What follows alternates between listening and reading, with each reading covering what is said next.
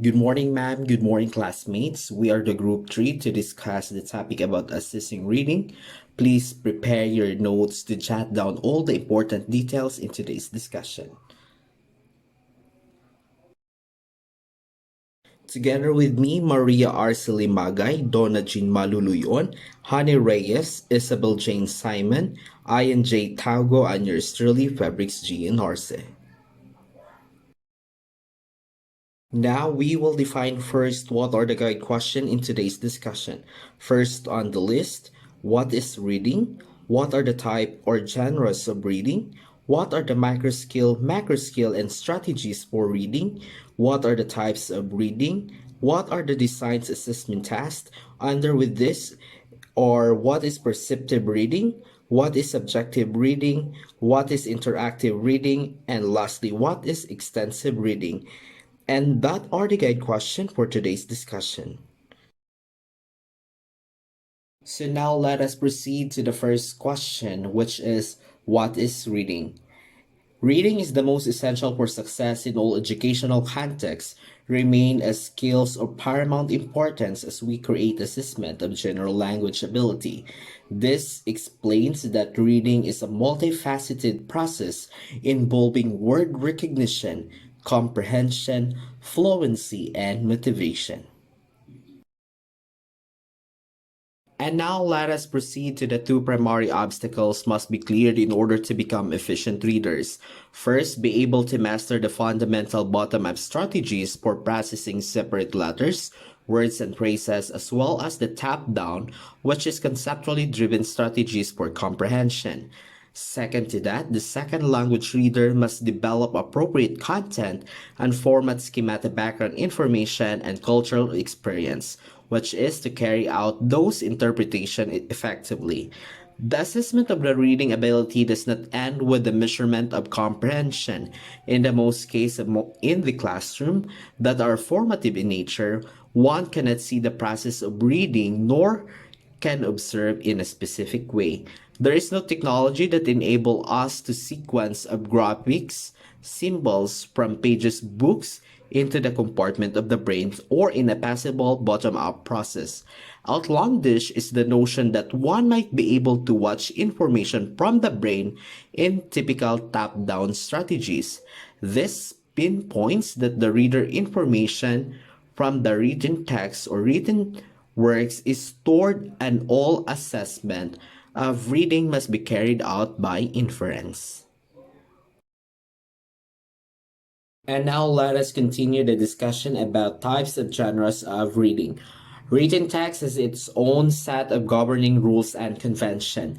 Our readers must be able to anticipate those convention in order to process meaning efficiently and form part of the specification for assessments of the reading ability. So this are the genres or types of reading. First is the academic reading. It is the general interest in magazine, newspaper, and so on. And also, it is the technical reports, like for example, lab reports and a professional journal articles. Also, it is the reference materials, like for example, dictionaries and encyclopedia and so on. Also, it is textbooks, thesis, essays, papers, task direction, editorial, and opinion writing. So this explained that the academic writing or the academic reading rather is defined as the reading with specifically academic and educational purpose, which the academic reading includes reading more traditional books, dictionaries, encyclopedias, and journal articles, along with the vast number of resources available online, and that is the academic reading. The second genre of types of reading is the job-related reading, wherein it is the messages, like for example, phone messages, letters, emails, memos, or inter-office, reports or job evaluation, or project reports, schedules, labels, signs, announcements, forms, application, questionnaires, financial documents like bills, invoice, directories like telephone or office, and a manual or direction. So this explains that the job related reading it underpins or specifically in the business world or in a institution or in a work scenario. Third genre of reading is the personal reading, wherein it is the newspaper and magazines, letters, emails, greeting cards, invitation, messages, notes, lists, schedules of train, bus, plane, and so on. And also, it is a receipts, menus, maps, calendars, advertisement of a commercial or want ads, novels, short stories, jokes, drama, and poetry. And also, it is a financial documents like, for example, checks, task form, loan applications, forms, questionnaires, medical reports, immigration documents, and lastly, comic strips and cartoons. So, the personal reading, which is a personal responses enable to reader to relate to a text, to reflect in their own reading process and to make sense of the reading in their own lives, or like a novel or a poem or play remains only ink spots on a paper until a reader transforms it into a set of meaningful symbols.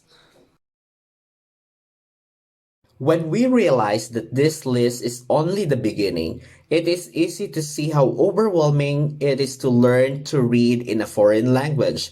The genre of the text enables readers to apply a certain schemata or a background information or a background knowledge that will assist them in extracting appropriate meaning. For example, readers know that the text is a receipt. They will expect a certain arrangement of information of ingredients, as for example, and will know to search for a sequential order of direction.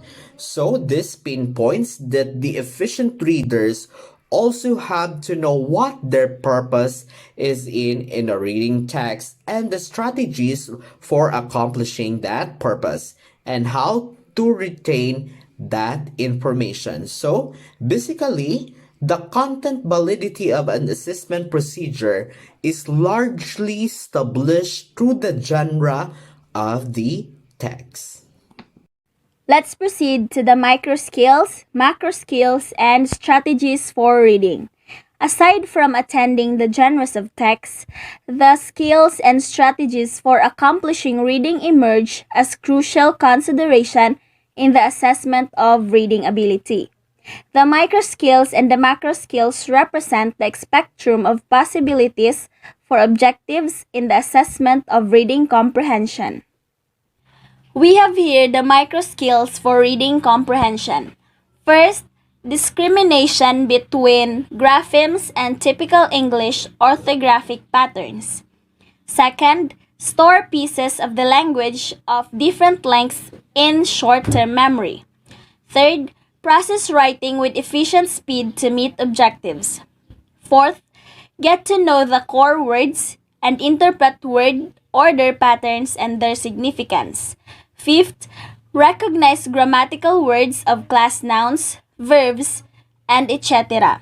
Systems, for example, tense, agreements, pluralizations, patterns, rules, and elliptical shapes.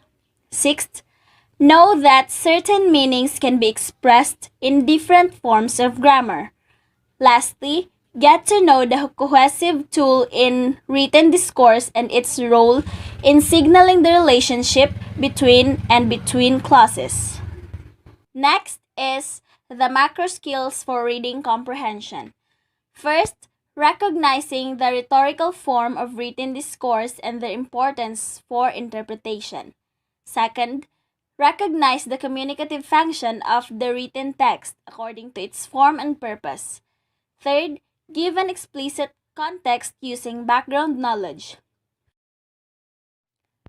Fourth, from the events described, ideas, and etc., conclude relationships and connections between events, deduce causes and effects, and detect relationships such as main ideas, supporting ideas, new information, the information provided, generalization, and examples. Fifth, distinguish between the literal and implied meanings. Sixth, detect specific cultural references and interpret them in the context of an appropriate cultural scheme. Lastly, develop the use of a series of reading strategies, such as scanning and skimming, detecting discourse markers, guessing the meaning of words from context, and activating schemes for the interpretation. The assessment of reading can imply the assessment of storehouse for reading strategies as indicated in the macro skills for reading comprehension, or develop and use a battery of reading strategies such as scanning and skimming, detecting discourse markers, guessing the meaning of words from context, and activating schemata for the interpretation of text. Aside from simply testing the ultimate achievement of comprehension of a written text, it may be important in some contexts to assess one or more storehouse of classic reading strategies. The brief taxonomy of strategies are the following. First, identify your purpose in reading a text. Second, apply spelling rules and conventions for bottom up decoding. Third, use lexical analysis such as prefixes, roots, suffixes, and etc. to determine meaning. Fourth, guess at meaning of words, idioms, or etc. when you aren't certain. Fifth, skim the text for the gist and for main ideas. Sixth, scan the text for specific information such as names, dates, and keywords. Seventh, use silent reading techniques for rapid processing. Eighth, use marginal notes, outlines, charts, and semantic maps for understanding and retaining information. Ninth, distinguish between literal and implied meanings. 10th, capitalize on discourse markers to process relationships. Types of reading. Perceptive involves attending to the components of larger stretches, discourse, letters, words, punctuation, and other graphemic symbols. Bottom up, processing is implied. Selective.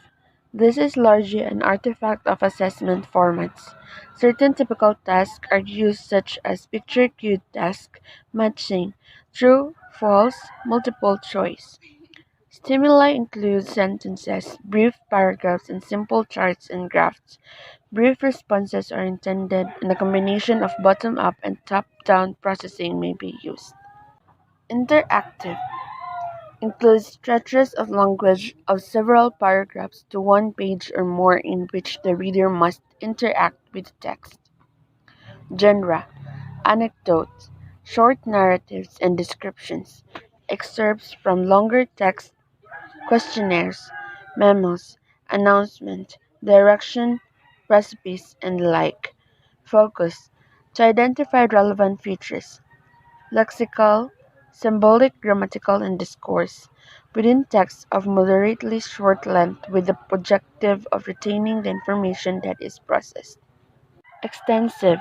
It applies to texts of more than a page, up to and including professional articles, essays, technical reports, short stories, and books.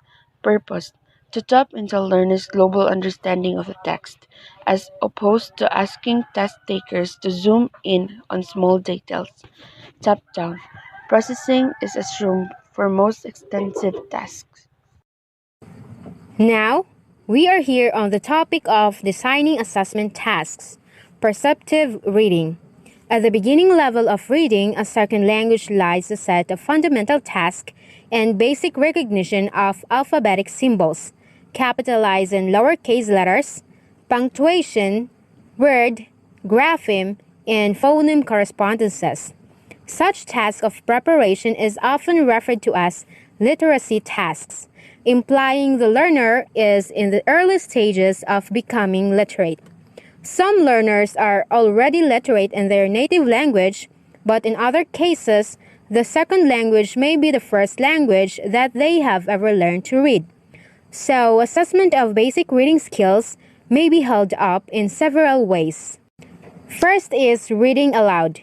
In this phase, test taker sees diverse or separate letters, words, and/or short sentences and reads these aloud, one by one, in the existence of the administrator. The administrator here refers to the teacher, the one who gives you the task. Since the assessment is on reading comprehension, any recognizable oral approximation of the test response is considered correct. The second way of designing assessment task is the written response. In this task, the same stimuli are displayed and the test taker's task is to generate or produce the probe in writing, and because of the transfer of across various skills here, evaluation of the test taker's response must be carefully treated. So if an error happens, just make sure you determine its source, like what might be assumed to be a writing error. For example, it may be a reading error and others. In literature circles, writing can serve as a form of response that is both formal and informal. The third is the multiple choice. It is a form of an objective assessment in which respondents are asked to select only correct answers from the choices offered as a list. So here in multiple choice, responses are not only a substance of selecting 1, 2, 3, 4, or 5 valid answers. There are also several configurations, and some of which are incredibly beneficial at the low levels of reading. It includes the following: determining whether they are same or different, encircles the right answer, might be a true or false, or choose the letter and matching type. So here are some possibilities or examples. First is the minimal pair distinction. In this case, learners need to identify if these words are same or different. In identifying as instructed, the learners must write S if same and D if different. The sound in the set is like in the word of the set. Notice that this sound can be spelled several different ways. The spelling of the English words is often very different from their pronunciation. Another example is a grapheme recognition task. So a grapheme is a letter of the alphabet, a mark of punctuation, or any other individual symbol in a writing system. As instructed in the task, learners are assigned to circle the odd one, which is an item that doesn't belong to the group. When we look at number 1, the words here are piece, piece, and piece. It is very obvious that the word or the odd word here is the one on the center. Now let's proceed to the fourth way, the pictured cued items. In this section, test takers are shown a picture such as the one on the screen, together with a written text, and are given one of several possible tasks to perform. This is picture-cued word identification. So here, the learners must point to the words that they read based on the picture being shown. For example, the word cat. Basically, the learners must point the cat under the table. Next is the picture-cued identification. Using the same picture, the test taker might read sentences and then point to the correct part of the picture. The first sentence is, "The man is reading a book." So test taker must point to the man sitting on the couch who's reading a book. Next is picture-cued true or false identification. A true or false might be presented with the same picture cue. The first sentence tells us that the pencils are under the table. Is it true or false? Now you have 3 seconds to look at the given picture. 3, 2, 1. Is it true or false? Okay, so probably the answer is false, or F. It's very obvious that the pencils aren't under the table, right? Okay, so next is picture-cued matching word identification. Matching can be an effective method of assessing reading at this level with the objects labeled A, B, C, D, and E in the picture. The test takers read words and write the appropriate letter beside the word. Finally, we are here on the discussion about the multiple choice picture cued word identification. So test takers might see a word or phrase and then be directed to choose one of four pictures that are being described, thus requiring the test taker to transfer from a verbal to a nonverbal mode. In the item shown on the screen, the test taker is tasked to choose the correct letter, given the word rectangle. So the test takers look at the pictures and choose what letter is the rectangle. So here is another example that I leave to you like an assessment. Anyway, that's it for the topic of designing assessment tasks, perceptive reading. Now let's hear on the next reporter about the topic of designing assessment, selective reading. And now, I'm going to discuss the selective reading. So, the test designer focuses on formal aspects of language like the lexical, grammatical, and a few discourse features.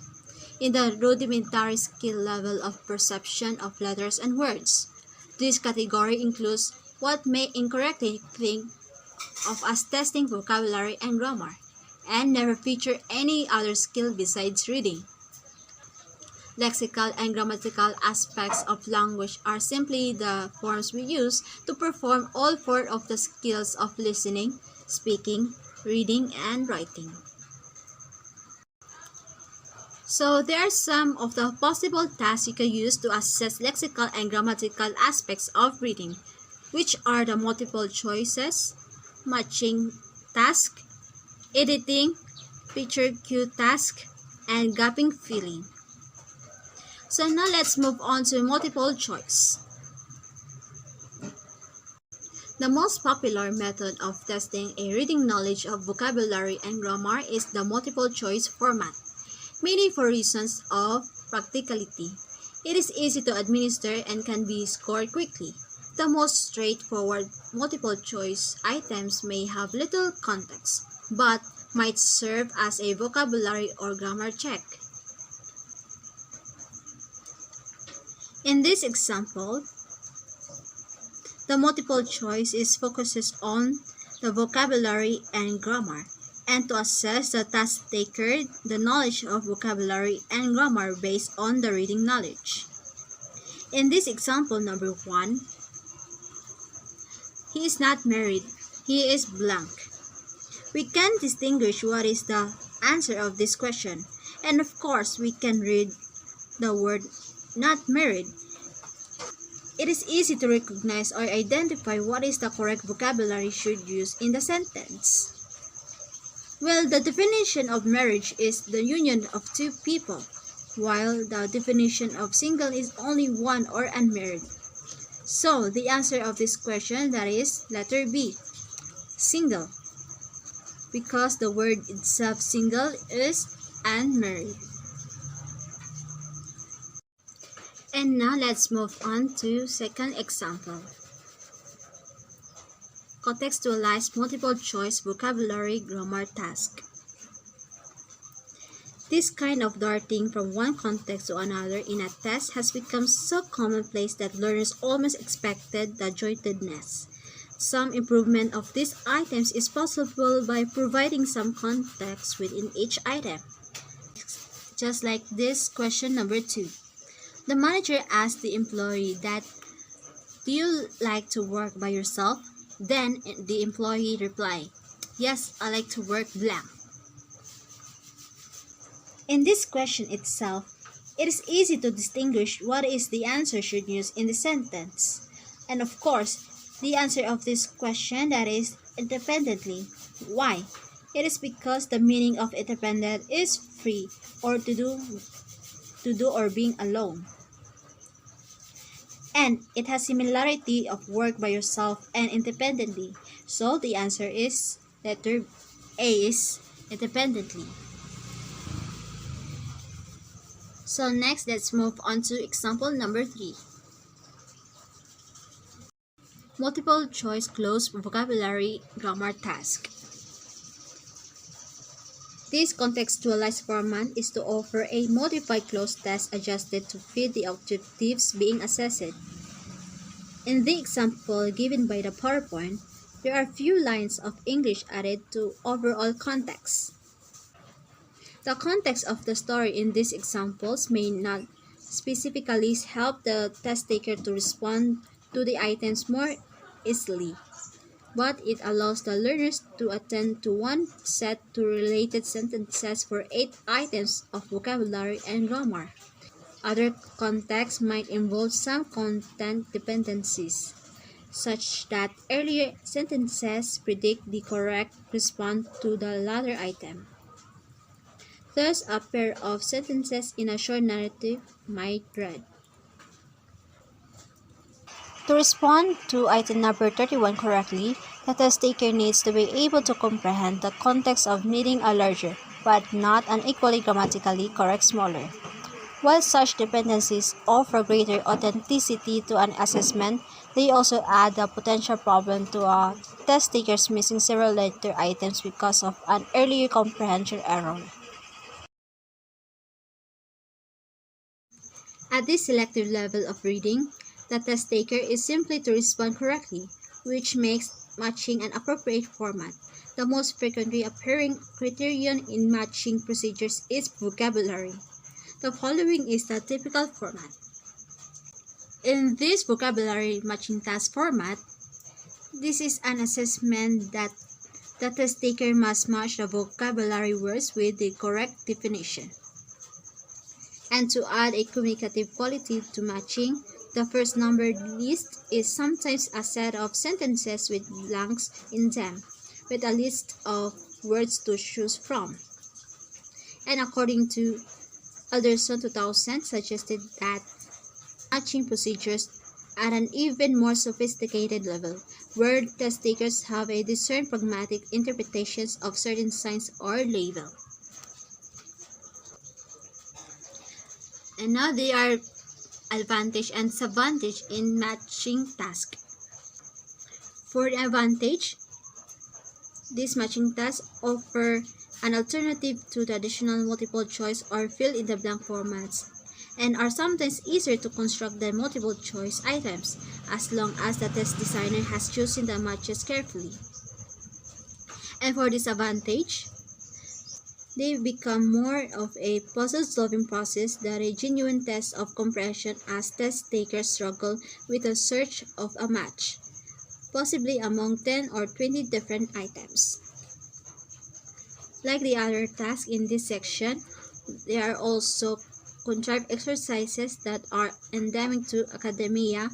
They will seldom be found in the real world.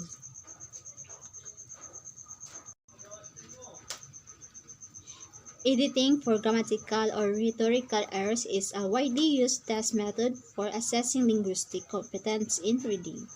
There are many other tests employ this technique with the argument that it not only focuses on grammar but also introduces a simulation of the authentic task of editing or discerning errors in reading passage.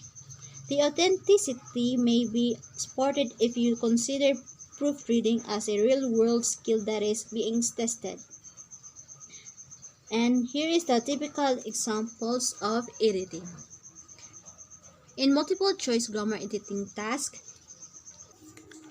as the PowerPoint presentation has been shown, whether disparate subject matter content are not as authentic as asking test takers to edit a whole essay. And of course, if learners have never practiced error detection, the task itself is something difficulty. Nevertheless, error detection has been shown to be positively correlated with both listening comprehension and reading comprehension. And despite some authenticity quibbles, this task maintains a construct validity that justifies its use.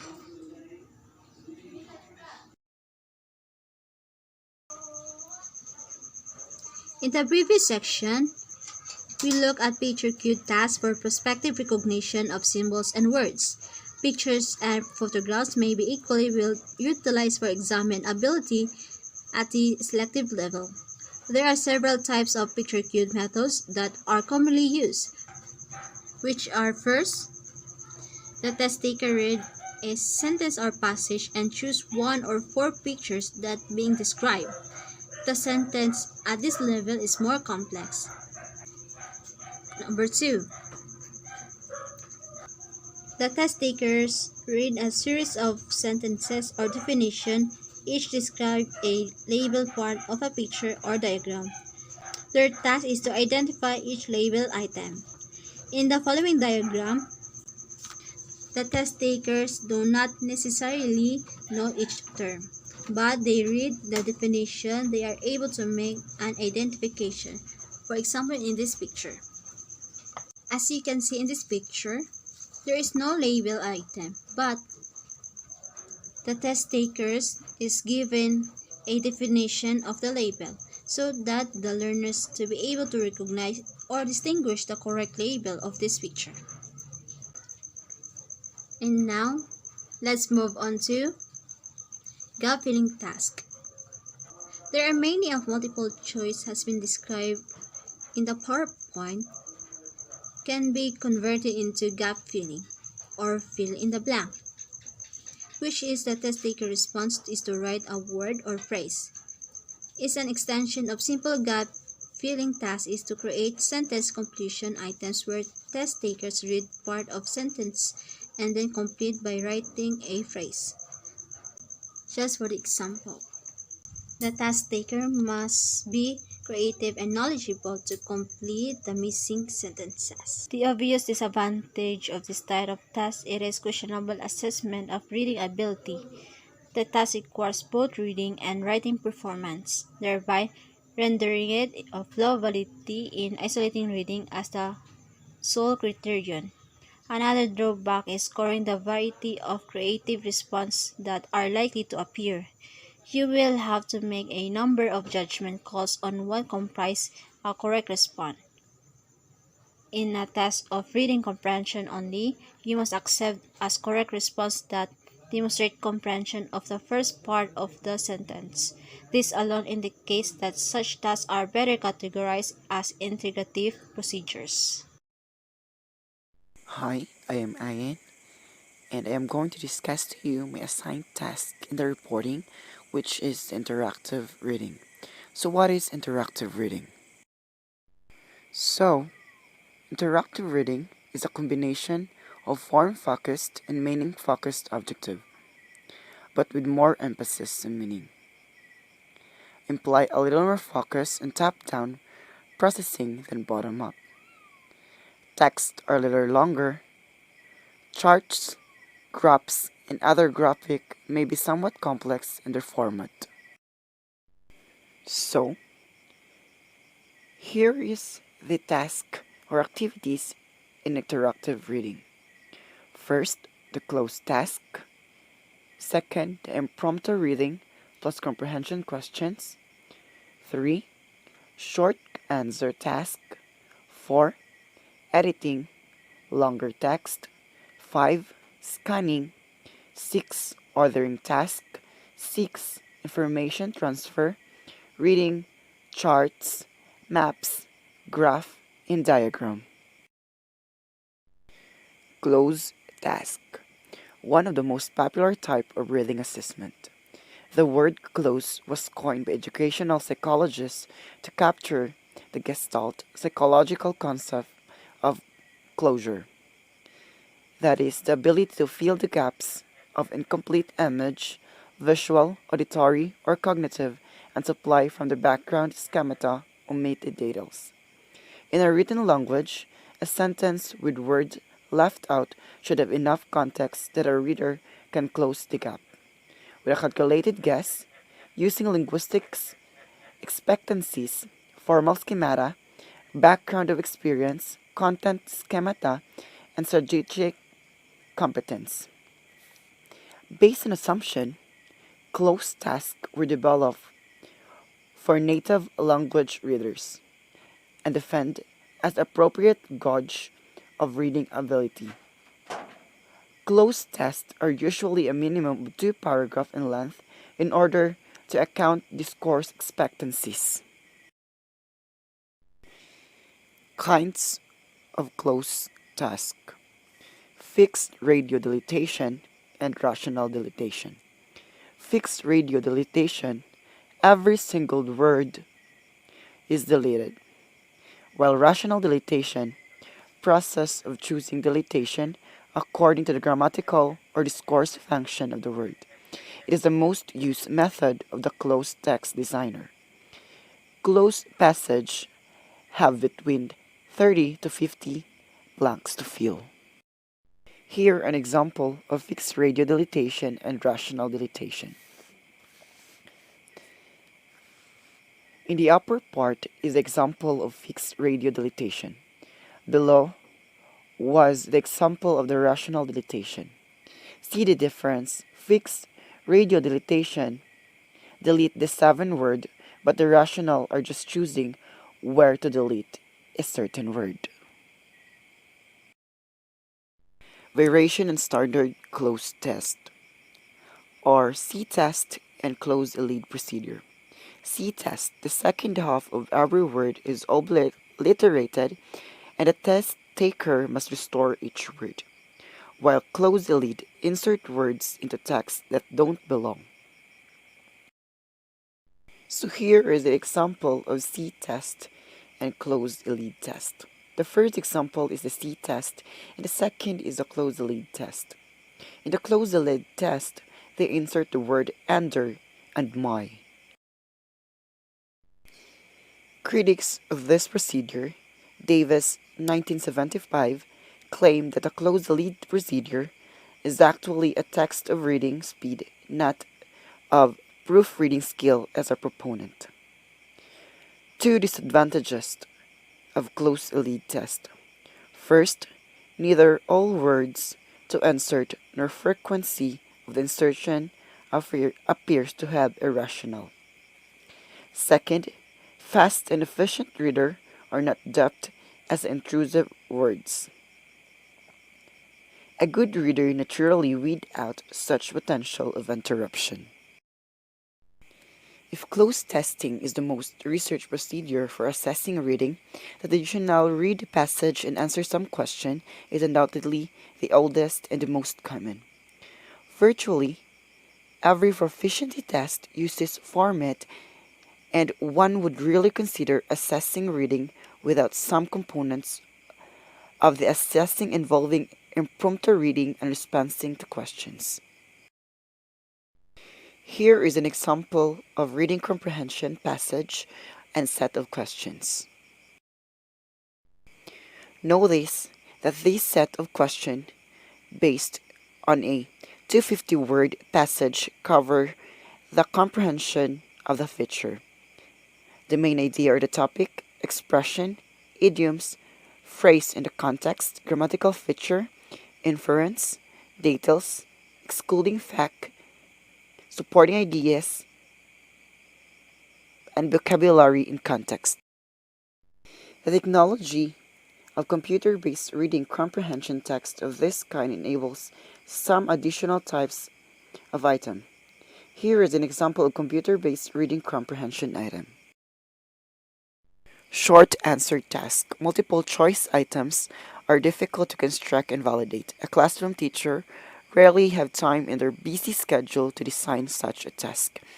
Popular alternative to multiple choice question following reading passage. A reading passage is presented and the test taker read the question that must be answered in a sentence or two. A question might cover the same specification indicated above but be worded in a question form. Here is an example of a short answer task. Do not take lightly the assigned question. It can be difficult to make sure that they reach their intended criterion. You also need to develop consistent specification for acceptable student responses and to be prepared to take necessary to accomplish their evaluation. Disadvantage of short answer task. Overweight by the face validity of offering students a chance to construct their own answer, and washback effect of potential follow-up discussion. Editing longer text. Advantages of longer format. 1. Authenticity is increased. 2. Simulates proofreading. 1. On essay. It is an imperative to find and correct errors. 3. Categorize that match the content of the course. The text is connected to a specific curriculum. Email 2001. Text introduced. One error of each number sentence. Test takers follow the same procedure for making error as described in the previous section.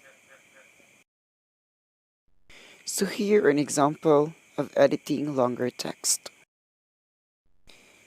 Email 2001, page 185 offers a computer-generated breakdown of performance in the following categories: sentence structure, verb tense, noun or article features, modal auxiliaries, noun clauses, adverb clauses, conditionals, logical connectors, adjective clauses, including relative clauses, and passives.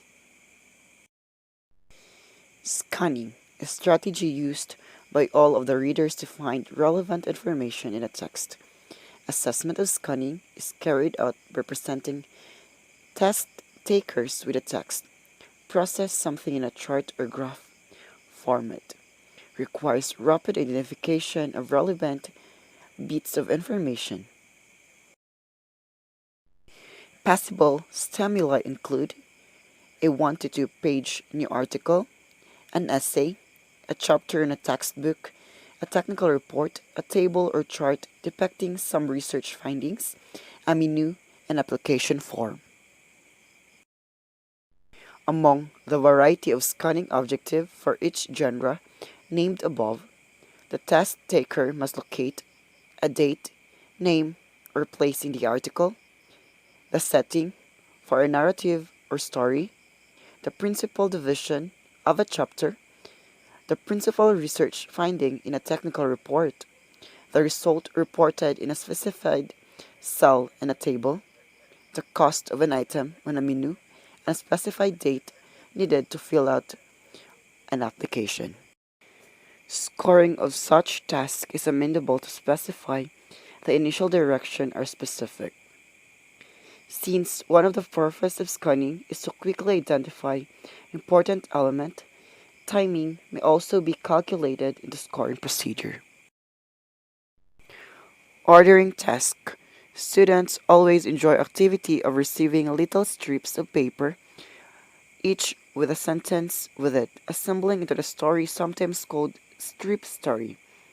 Variation in this can serve as an assessment of overall global understanding of a story and of the cohesives that signal the order of event or ideas.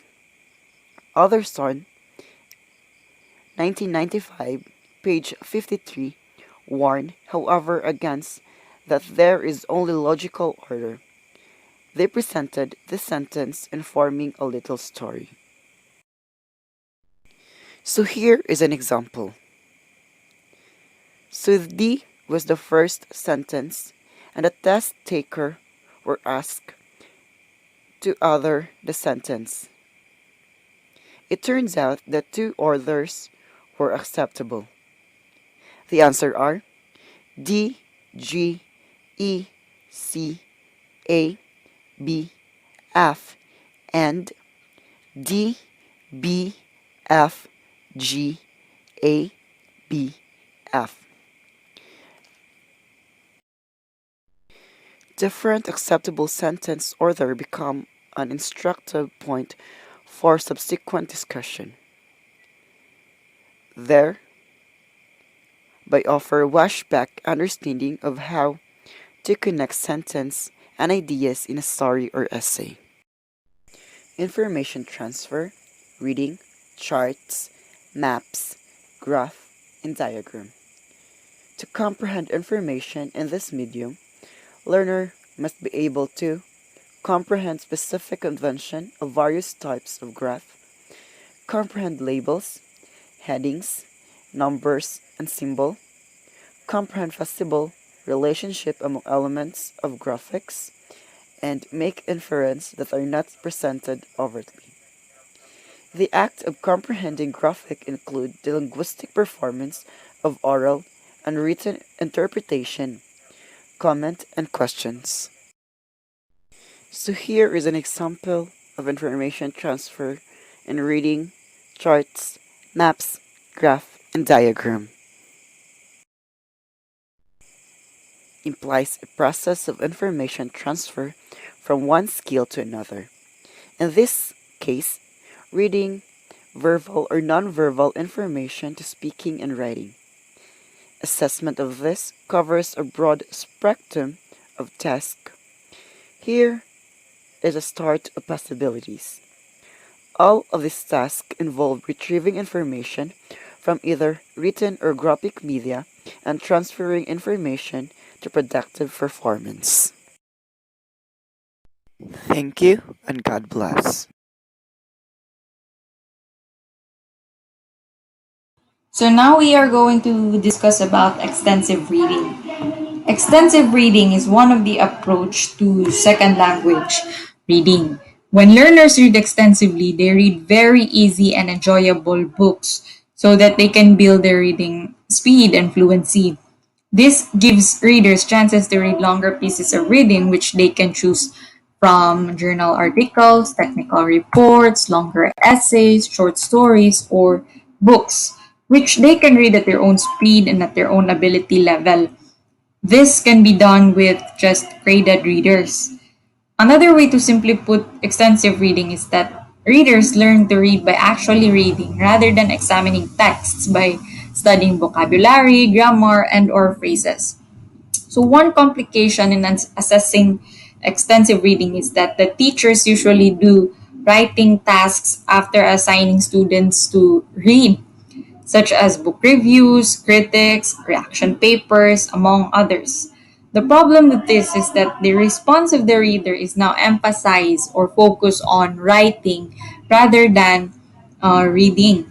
And the purpose of doing extensive reading now becomes obsolete. So, what are kinds of activities that we should employ after doing an extensive reading so that we can assess the comprehension of the reader? Here are examples of tasks that can be applied after doing an extensive reading: impromptu reading and comprehension question, short answer tasks, editing, scanning, ordering, information transfer, and or interpretation. In addition to assessing extensive reading, here are tasks that are unique to extensive reading. One is skimming. In skimming, the process of wide coverage of reading matter to determine its gist or main idea. Meaning to say that in skimming, the reader does not have to get into a detailed or exhaustive reading of the material. The reader only gets to look for the main or general ideas of the text to get a wide coverage of reading. The reader simply reads the important information but not everything. This technique works effectively, especially in nonfiction materials such as newspapers or long novels. Skimming tasks is also a prediction strategy used to give a reader a sense of topic and the purpose of the test. So, how do we assess skimming? Assessment of skimming strategies are pretty straightforward. The reader skims the text and answers questions such as what is the main idea of the text? What is the author's purpose in writing the text? What kind of writing is this? Is it newspaper article, manual, novel, etc.? What type of writing is this? Is it expository, technical, narrative, etc.? How easy or difficult do you think the text will be? What do you think you will learn from the text? And how useful will the text be for your profession or academic needs or interest? Responses of the reader can be written or oral depending on the context, and most assessment in skimming are informal and formative. This can be used as a backup or reinforcement for imminent discussion or more careful reading to follow or in-class discussion, which is a good flashback as scoring is less of an issue than providing appropriate feedback to students on their strategies of prediction. Another one of the most common means of assessing extensive reading is asking the reader to do a summary of the text. So, summarizing requires a synopsis or an overview of the text. The task that is given to the students can be very simple worded to avoid making the activity a writing skills development rather than a reading skills development. One simple direction would be write a summary of the text. Your summary should be about one paragraph in length, one as in 100 to 150 words, and should include your understanding of the main ideas and the supporting ideas. Of further interest in assessing extensive reading, responding is a technique of which the reader has to respond to a text. The two tasks should not be confused with each other, as summarizing requires a synopsis or overview, while responding asks the reader to give his or her opinion on the text as a whole or on some statement or issues within it. Responding may be prompted by such direction as this in our PowerPoint. Lastly, a reader's comprehension of extensive reading can be assessed through an evaluation of process of note-taking and outlining. These fall under the category of informal assessment. Their utility is in the strategic training that learners gain in retaining information through marginal notes. This highlights the key information or organizational outlines that put supporting ideas into a visually manageable framework. So these are the important things that we have learned for our discussion on our topic on reading, which reading is the most essential skills for success in all educational contexts. It also remains a skill of paramount importance as we create assessments of general language ability. There are many genres of reading, including academic reading, job-related reading, personal reading, and this enables the readers to apply certain schemata that will assist them in extracting appropriate meaning. There are also types of reading which includes perceptive, selective, interactive, and extensive. There are many assessments for these types of reading, and it varies, and it is designed to develop and build a reading habit for the students. So in conclusion, there are many ways to approach reading and develop a reading habit, especially when learning a second language. The most important aspect to remember is that efficient readers have to know what their purpose is in reading a text, the strategies for accomplishing the purpose, and how to retain the information. So that would be all from our discussion. I hope that you have learned a lot of insights from us.